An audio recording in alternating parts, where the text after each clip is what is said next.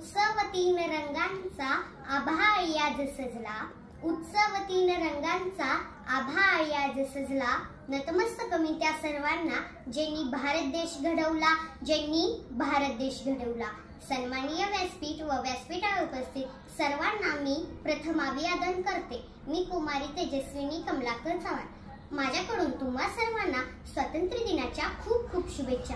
आजच्याच दिवशी म्हणजे 15 ऑगस्ट 1947 रोजी एक सोनेरी पहाट झाली आणि आपला भारत देश इंग्रजांच्या गुलामगिरीतून मुक्त झाला। पण हे स्वातंत्र्य आपल्याला सहजासहजी मिळाले नाही। या स्वातंत्र्यासाठी कित्येक स्वातंत्र्य सैनिकांनी आपल्या प्राणाचे बलिदान दिले। महात्मा गांधी, लोकमान्य टिळक, नेताजी चंद्रशेखर आझाद, विदा सावरकर, झाशीची राणी अशा अनेक महामानवांनी आपले संपूर्ण आयुष्य स्वातंत्र्य